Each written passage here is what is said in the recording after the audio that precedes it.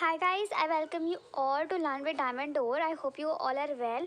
और जैसे कि आपको पता है कि हम लोग चैप्टर नंबर 11 मार्केटिंग कर रहे हैं, business studies class 12 A to Z. तो कल की वीडियो में मैंने आप लोगों को कंसेप्ट जो था मार्केटिंग कंसेप्ट, मार्केटिंग फिलॉसफीज हम लोगों ने उसके बारे में डिस्कस करा था, राइट। लेकिन उसके अंदर मुझे काफ़ी बच्चों का प्रॉब्लम, मतलब बहुत लोगों ने मुझे बोला कि उसके अंदर हमें दिक्कत आ रही है, ठीक है। बिकॉज एक तो वो बहुत वाइड कंसेप्ट है और दूसरा क्या है, वो पैराग्राफ फॉर्म में गिवन है। तो this is the tabular form और what we have learn yesterday, right. तो ये टेबुलर फॉर्म में है, हम इसको कंपैरिजन वाइज करेंगे तो इससे ज़्यादा आपकी ग्रिप अच्छी होगी, ठीक है। क्योंकि वो हो गया ना, मतलब थियोरेटिकल पोर्शन टाइप हो गया, ये थोड़ा प्रैक्टिकल थोड़ा लगेगा क्योंकि टेबुलर है। तो इसलिए हम इसको एक ही कंसेप्ट को कंपैरिजन से समझेंगे, राइट। तो let's start. So the first basis is the starting point, ठीक है ना। ये 5 हमारे पास कंसेप्ट थे, अगर आप लोगों को याद होगा, आई होप, ठीक है। 5 हमारे कंसेप्ट थे और हम देखेंगे कि सबका स्टार्टिंग पॉइंट क्या क्या होता है। इससे ना आप लोग मतलब डिफ्रेंशिएट ईजिली कर पाओगे, मतलब ये बेसिकली केस स्टडी में ज़्यादा हेल्पफुल होगा, ठीक है।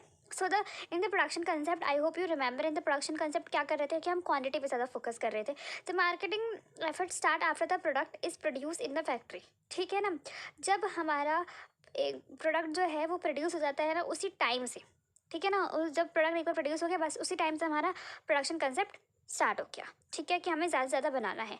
Next is the product concept, marketing effort start after the product is produce in the factory, ठीक है ना। इसके अंदर भी है क्योंकि क्वालिटी वाला पे ध्यान है ना, मतलब product is like a quality, तो after the product is produce in the factory, ठीक है ना। आपको लग रहा होगा तो सब से ये तो सेम ही है, हाँ, तो क्या हो गया है, तो ये मार्केटिंग कंसेप्ट ना, थोड़ा बहुत ओवरलैपिंग तो होता ही है, ठीक है। Next is the selling concept, तो इसके अंदर जो मार्केटिंग होता है, start after the product is produce in the factory. Next, start after the identification of the need, ठीक है। स्टार्ट फ्रॉम दी यस, तो इसमें मार्केटिंग के अंदर आपका डिफरेंट है। ये क्या बोल रहा है, start from the identification of the need of the target market.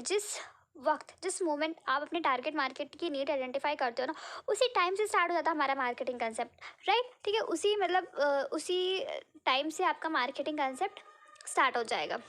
Next is the marketing effort जो सोसाइटल है हमारा, start from the identification of the need of the target market and the society. इसके अंदर आप जिस moment पे आप target customer का एंड सोसाइटी का नीड फाइंड आउट कर लेते हैं, उसी मोमेंट से हम लोगों का मतलब ये कंसेप्ट शुरू हो जाता है। तो आपको इससे डिफ्रेंशिएट तो कर ही सकते हो कि जो फर्स्ट 3 है वो थोड़ा बहुत मतलब वो ट्रेडिशनल वे है, और जो हमारा लास्ट के जो 4th एंड 5 है वो थोड़ा हमारा मॉडर्न व्यू है, right. Next is the focus. तो ये तो आई थिंक मुझे लगता है कि everyone knows the answer of that thing, right.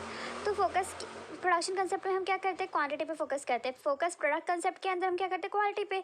और सेलिंग के अंदर भी मतलब involves pushing the sale of the existing product, मतलब हमें बस सेल करना है किसी भी हालत में, सेल सेल सेल, है ना। और मार्केटिंग के अंदर focus on the satisfaction of the customer need. और नेक्स्ट इज वेरी इजी, किस में फोकस करता है, वो कस्टमर एज वेल सोसाइटी दोनों की नीड को सेटिस्फाई करने के लिए सोचता है, ठीक है। तो कस्टमर नीड्स सोसाइटीज, ठीक है, wellbeing it takes care of the long term wellbeing of the consumer as well as the society. तो ये थोड़ा बड़ा कंसेप्ट है, ठीक है, ये दोनों को देखता है, ठीक है, दोनों को देखता है।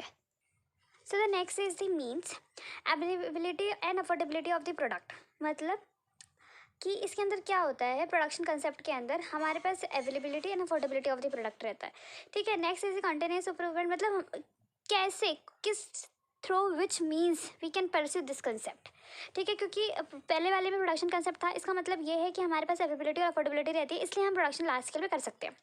Next is the product concept के अंदर कॉन्टीन्यूस इंप्रूव, क्योंकि हमें क्वालिटी पे फोकस करना है, इसलिए कॉन्टीन्यूस इंप्रूवमेंट करके हम लोग ये वाले कंसेप्ट को फुलफिल कर सकते हैं।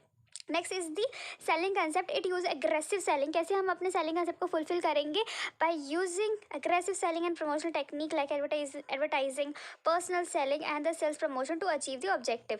And next is the marketing concept, what is that, how can we achieve the marketing concept, it uses integrated marketing of the product, मतलब इसके अंदर हम प्रोडक्ट यूज़ करेंगे, प्राइस यूज़ करेंगे, प्रमोशन यूज़ करेंगे, ठीक है, as a means to achieve the objective. And next is the selling concept के अंदर हमने क्या पढ़ा था, it uses integrated marketing as a mean, मतलब जो भी जिस मीन्स के थ्रू हम लोग मार्केटिंग कंसेप्ट को फुलफिल करेंगे, वही सेम कंसेप्ट, वही सेम क्राइटेरिया हमारा सेलिंग सोसाइटल मार्केटिंग कंसेप्ट में भी लगेगा। Next is the ends objective, तो मतलब आखिर मतलब हर कंसेप्ट का एक एक हमारा ऑब्जेक्टिव है कि हम क्यों कर रहे हैं। तो like its objective is to earn profit, इनका मेन मकसद है प्रॉफिट अर्न करना through large volume of the production.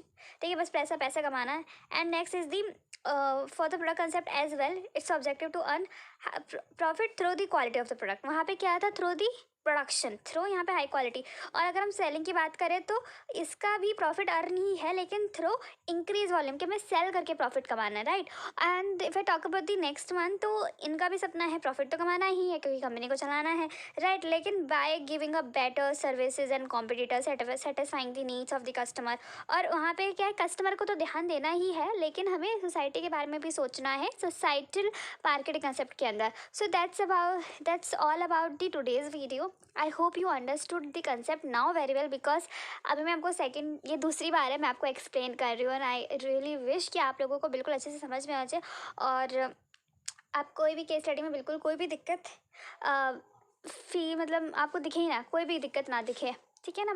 तो मेरा बस यही है, और मैंने आपको पूरी कोशिश करी है अच्छे से समझाने के लिए, so that you don't face any problem in exam also and while doing case study as well. तो and if you have any doubt then do comment below. Okay, I will just try my best to solve your queries. Do like, share, subscribe. I'm very thankful to you. Bye bye guys, take care.